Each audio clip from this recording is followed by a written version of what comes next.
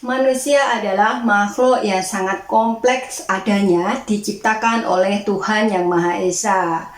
Manusia dibekali akal, rasa, budi, dan pikiran untuk mengembangkan sesuatu yang diinginkannya, hingga akhirnya melahirkan sebuah kebudayaan. Nah, pada kesempatan kali ini kita akan membahas manusia sebagai makhluk budaya. Seperti apa manusia sebagai makhluk budaya?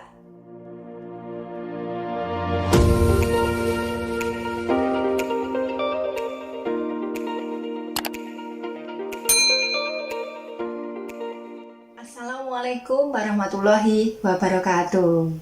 Pada kesempatan kali ini kita akan membahas tentang manusia sebagai makhluk budaya atau manusia dan kebudayaan. Nah, manusia dan kebudayaan merupakan sesuatu yang tidak bisa dipisahkan. Satu dengan yang lainnya saling bertautan, saling berhubungan, saling keterkaitan. Kenapa demikian? Karena manusialah yang menciptakan suatu kebudayaan, dan kebudayaan yang dihasilkan oleh manusia, manusialah yang menjalankan kebudayaan itu. Nah, dari kalimat itu sudah jelas adanya bahwa manusia dan kebudayaan merupakan sesuatu yang tidak bisa dipisahkan. Nah, sebelum mengkaji kebudayaan lebih detail, kita akan berusaha untuk mengkaji dua kata yang ada di dalam judul kajian kali ini, yaitu manusia. Langsung saja yang pertama kita mengkaji tentang manusia. Siapa itu manusia? Manusia sejatinya itu merupakan makhluk yang terdiri dari material dan non-material. Nah, kita langsung saja. Apa yang menjadikan unsur material dan non-material? Tentu kita lihat dari unsur-unsur manusia. Apa itu unsur-unsur manusia? Unsur-unsur manusia itu setidaknya ada 4.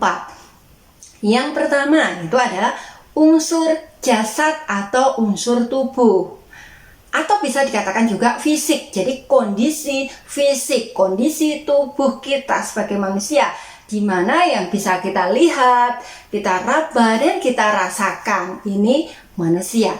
Unsur yang pertama berupa tubuh, jasad, atau fisik. Selanjutnya, unsur yang kedua dari manusia itu adalah hayat. Hayat di sini manusia mempunyai daya gerak, daya beraktivitas, kemauan untuk berinteraksi, yaitu hayat. Kemudian, unsur yang tidak kalah pentingnya dari manusia adalah unsur roh. Roh ini merupakan muatan spiritualitas. Ya, dia lebih condong kepada hal-hal yang membaikan, atau keperpihakannya kepada hal-hal yang membaikan, kemudian mengkonsepsionalkan, sehingga sejatinya di roh inilah yang merupakan daya kebudayaan itu ada, atau diciptakannya kebudayaan itu ada ya dari roh ini sendiri. Ya, jadi roh ini memang hubungannya erat sekali dengan kebudayaan, karena kebudayaan itu tercipta dari roh manusia ini sendiri, karena ada unsur kebaikan, ya.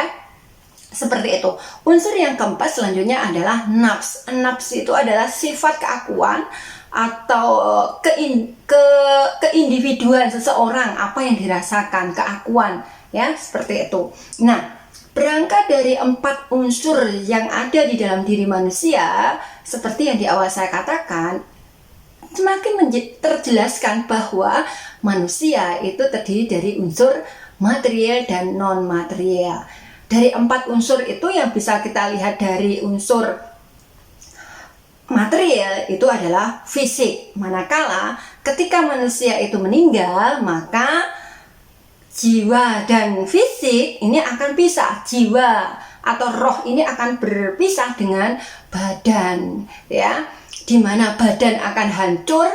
Nah, jiwa atau roh ini abadi, ya, menuju atau ke siapa? Ke Tuhan Yang Maha Esa, ya, seperti itu. Jadi apa yang bisa kita lihat, kita raba, itu akan hancur adanya, kecuali roh itu akan berpulang kepada Tuhan Yang Maha Esa. Sehingga pemahaman hakikat manusia di sinilah ya sering saya katakan bahwa manusia memang terdiri dari unsur material dan non material. Oke, berhenti di titik itu. Selanjutnya kita mengkaji tentang kebudayaan. Nah, kebudayaan ini sebetulnya kan berasal dari bahasa Sanskerta, yaitu yang bermakna budaya ya, yang memiliki arti akal dan budi atau akal atau budi ya, seperti itu. Nah, kebudayaan ini sendiri merupakan hasil karya cipta rasa manusia. Dari hasil karya cipta manusia itu digunakan manusia dan dilestarikan manusia. Apa yang dihasilkan dijalankan ya, seperti itu. Itu kebudayaan. Nah, berbicara kebudayaan ini ya, sedetailnya kita akan membahas tentang perkembangan kebudayaan. Jadi kan kita sudah tahu pemahaman atau hakikat kebudayaan ya, kemudian kita masuk ke ranah perkembangan kebudayaan. Nah, kebudayaan itu bisa berkembang ya dengan sebagaimana mestinya di dalam kehidupan bermasyarakat, itu dipengaruhi oleh beberapa unsur dalam perkembangan kebudayaan. Salah satunya unsur adalah unsur adanya perwarisan kebudayaan. Perwarisan kebudayaan di sini itu merupakan kebudayaan yang diturun-temurunkan dari generasi ke generasi, terus dilakukan berulang-ulang. Nah, seperti itu. Itu namanya perwarisan kebudayaan. Oh, ini masih bagus, dijalankan lagi. Oh, ini masih bagus, dijalankan lagi ya, seperti itu. Kemudian perkembangan kebudayaan selanjutnya dipengaruhi oleh perubahan kebudayaan ya. Nah, perubahan kebudayaan di sini bisa dipengaruhi oleh beberapa faktor ya. Ada faktor demografi, dengan adanya pertambahan jumlah penduduk ini juga sangat berpengaruh kepada kebudayaan. Kita ambil contoh konkret, misalnya faktor perubahan kebudayaan. Ini kan ceritanya kalau kondisi up to date saat ini kan kondisi lahan pertanian misalnya. Lahan pertanian ini kan semakin hari semakin terkikis, semakin hari semakin berkurang ya. Karena kurangnya lahan pertanian, akhirnya masyarakat itu sudah berusaha berpikir ya, mengeluarkan daya cipta. Terus bagaimana ya ini cara bertanam untuk meningkatkan produksi pertanian? Salah satunya menggunakan terobosan hidroponik. Nah, seperti itu. Itu yang dulunya bercocok tanam sudah mulai berpikir tentang hidroponik. Itu yang misalnya contoh yang saat ini ya, seperti itu. Jadi kebudayaan ini tidak bersifat statis. Artinya mengalami suatu perubahan kebudayaan. Kemudian contoh lagi lainnya, misalnya dulu itu kita menggunakan kompor minyak tanah ya, kemudian karena minyak tanah harganya melambung tinggi ya, kemudian tergantikan menjadi tabung gas ya, seperti itu. Nah, ini akhirnya ya mulailah terkikis kebiasaan-kebiasaan orang menjadi kepada perilaku yang berbeda dari sebelumnya. Itu yang berkaitan dengan perubahan kebudayaan.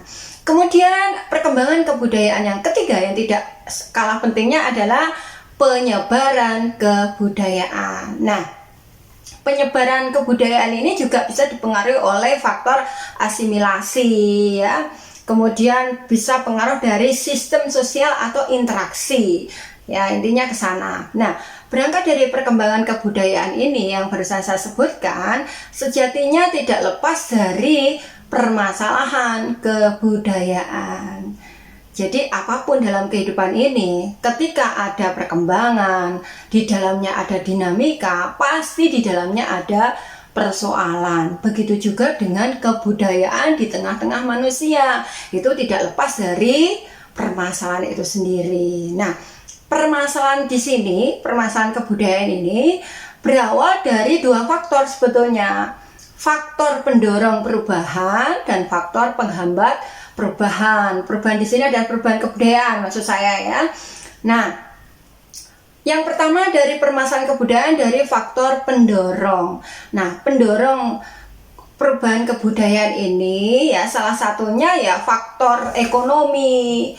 Kemudian faktor teknologi itu juga sangat berpengaruh kepada faktor pendorong ya. hadirnya teknologi. Kalau dulu misalnya ambil contoh tahun 70-an ya, katakanlah tahun 90-an gitu kan, orang telepon itu masih di wartel ya.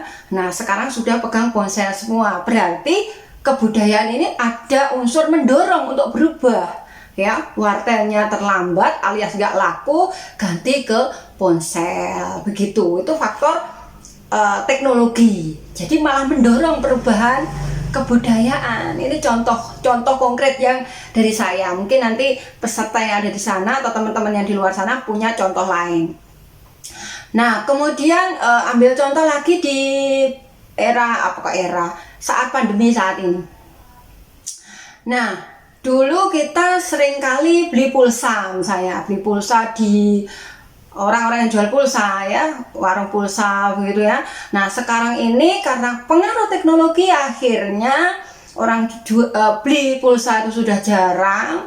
Terus adanya faktor ekonomi, saya gabung, adanya e-commerce, akhirnya ya sistem penjualan pulsa juga sudah berubah, ada cashback, ada diskon dan lain sebagainya ya. Belum lagi ada IndiHome, akhirnya mempengaruhi proses penjualan pulsa karena masyarakat berubah karena faktor pasar yaitu e-commerce, teknologi karena hadirnya WiFi dan seterusnya.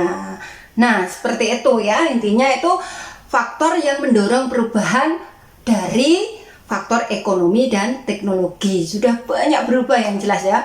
Kemudian faktor yang menghambat perubahan kebudayaan.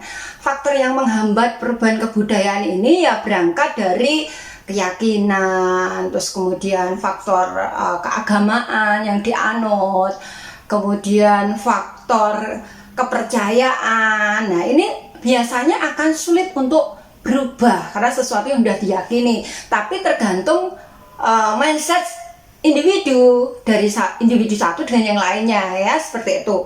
Misalnya kalau dulu kan ada istilah weton gitu loh. Kalau generasi 70-an mungkin weton itu masih paham. Weton itu hari pasaran ya, hari kelahiran. Kalau generasi sekarang itu bisa meng-cross-checknya di buku kelahiran dari bidan atau rumah sakit. Itu kan tetap ada data yang harus diisi detail, hari, pasaran, lahir tahun berapa. Nah, kalau generasi 70-an ini hari pasaran harus istilahnya apa ya, disyukuri dengan berkatan atau dengan nasi yang dibagi-bagi atau bubur yang dibagi-bagi. Nah itu, nah karena intensitas tingkat kesibukan tak apa sehingga kebudayaan itu tidak bisa dijalankan sebagaimana mestinya. Terus ada lagi budaya misalnya pencucian keris di hari Suro misalnya. Nah ini kembali ke keyakinan seseorang ya. Kalau misalnya itu dikatakan menghambat, ya menghambat berubah karena memang dalam kondisi lingkungan individu dalam suatu masyarakat itu masih meyakini itu tingkat kebenarannya, sehingga kita tidak serta-merta bisa melawan arus tersebut. Itu ya, saya kasih gambaran dua ya. Jadi bisa dikatakan faktor pendorong dan bisa dikatakan faktor penghambat bagi perkembangan atau dinamika kebudayaan itu sendiri. Nah, sebetulnya faktor yang mendorong dan menghambat ini dipengaruhi oleh apa saja faktornya. Nah, supaya lebih detailnya, faktor pendorong dan penghambat ini sejatinya dipengaruhi oleh dua faktor, yaitu faktor internal dan faktor eksternal. Nah, faktor internal, faktor dari dalam itu salah satunya adalah faktor demografi. Demografi itu ya bertambahnya jumlah penduduk atau berbicara tentang kependudukan. Seperti kita ketahui kan semakin hari jumlah penduduk itu semakin bertambah. Tadi saya contohkan tentang degradasi atau menipisnya lahan pertanian, terus perubahan iklim dan lain sebagainya, itu kan juga berpengaruh pada pola pikir atau proses penanaman pangan di persawahan. Nah ini faktor demografi ini sangat-sangat berpengaruh pada aspek perubahan kebudayaan, baik dari aspek pendorong maupun aspek penghambat kebudayaan itu sendiri, terutama yang pendorong. Nah, masih aspek internal ya. Yang kedua tadi internal, kemudian itu ada aspek sosial. Nah, aspek sosial ini berangkat dari interaksi sosial. Jadi interaksi sosial dari individu satu dengan yang lainnya itu masuk internal daripada penyebaran kebudayaan, atau istilahnya di sini ada faktor penghambat daripada perkembangan kebudayaan. Yang tidak kalah pentingnya adalah perubahan lingkungan. Nah, perubahan lingkungan ini juga bisa berpengaruh pada perubahan suatu kebudayaan, ya. Kita ambil contoh misalnya bicara tentang lingkungan, sebetulnya kita identik dengan ada di sekeliling kita, ya. Misalnya gini, ketika seseorang sekarang ini misalnya musim penghujan, sekarang lahan sawah semakin berkurang, diisi dengan perumahan tanpa ada kesadaran, ya. Kemudian karena faktor perubahan lingkungan itu tadi, ya, ketika terjadi gotnya semakin kecil, otomatis kan budaya dari masyarakat yang sengaja diciptakan itu dengan gorong-gorong kecil kurang perhatian akhirnya menimbulkan dampak banjir. Itu juga bisa menimbulkan perkembangan kebudayaan yang berujung masalah bagi kita manusia ketika kita tidak ada kesadaran tentang pentingnya menjaga lingkungan, ya, seperti itu. Kemudian di dalam faktor penghambat dan pendorong kebudayaan ini ada faktor eksternal. Eksternal itu bisa pengaruh dari perdagangan. Nah, Indonesia ini sepertinya kan sedang menjalin perdagangan, ya se-Asia Tenggara, Asia Timur, ya, khususnya kalau kita lihat ini kita lebih condong dekat ini dengan Cina. Bagaimana daya kritis kita, ya? Seperti kita ketahui, lingkungan di Cina, maksudnya lingkungan di sini lingkungan alamnya itu ya boleh dibilang cuaca atau iklimnya beda. Tentunya kita nggak bisa membandingkan dengan Indonesia dengan 2 musim. Kalau kemarau kebablas jadi kekurangan air, kalau kehujanan kebablas jadi kebanjiran. Itulah Indonesia. Tapi kita nggak boleh mengeluh dan tidak boleh membandingkan, karena ini keadaan sejatinya Indonesia. Kalau kita Indonesia kaya masalah, kita sebagai masyarakat Indonesia yang tinggal di Indonesia tentu fokus memikirkan konteks lingkungan yang terdekat dengan kita dulu, ya, seperti itu. Nah, selain faktor perdagangan, itu ada faktor penyebaran agama. Ini juga pengaruh, ya. Ada istilah masuknya agama, kalau dulu kita bicara tentang sejarah, ada Hindu, ya, kemudian Buddha, ya, Kristen, sampai pada Islam sebagai agama penyempurna. Itu salah satu penyebaran kebudayaan, ya.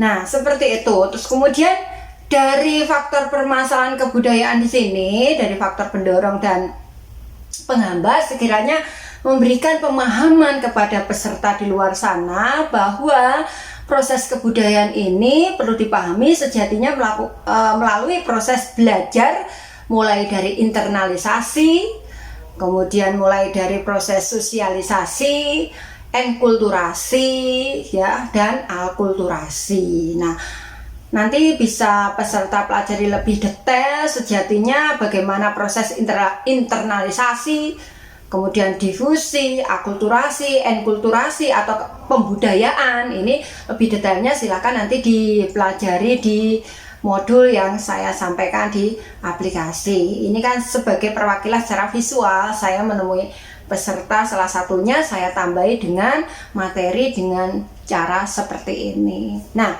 semoga dengan pembahasan materi manusia dan kebudayaan ini memberikan pemahaman yang utuh, yang terintegrasi, sehingga kita menjadi manusia yang bisa mengindahkan dan menjalankan kebudayaan yang ada sebagaimana mestinya, ya, seperti itu. Semoga memberikan manfaat buat kita semua. Seperti itu dari saya, selebih dan sekurangnya saya mohon maaf. Sampai ketemu di video selanjutnya.